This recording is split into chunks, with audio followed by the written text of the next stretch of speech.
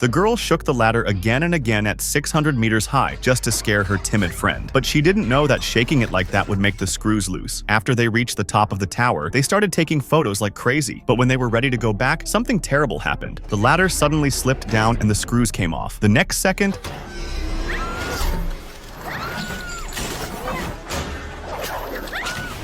luckily, the rope was strong enough. Becky was left hanging in the air, 600 meters high. The rope kept swinging, and a fall from that height would mean certain death. Hunter held the rope tightly and tried to pull Becky up, but her foot slipped. The sudden fall scared Becky. Luckily, she stayed calm and quickly got control of her body. They worked together, one pulled, the other climbed. Becky finally got back to the top safely. Before they could calm down, they realized something worse had happened. They looked down and saw that the ladder had completely fallen off. Now they were trapped on a 600-meter high abandoned signal tower. Hunter pulled out her phone to call for help, but there was no signal this high up. While she was thinking of a way down, Becky found a telescope and a loaded flare gun in the toolbox. Then Hunter noticed something. A post she made that morning from the ground got over 300 likes. She figured there might be signal lower down, so she wrote a help message, tied her phone to a rope, and lowered it. But the rope ran out, and they still didn't hear the message send sound. Seeing the rope wasn't long enough, she stepped past the safe edge and lowered herself, slowly crawling down the ladder. Suspended 600 meters in the air, but it still wasn't enough.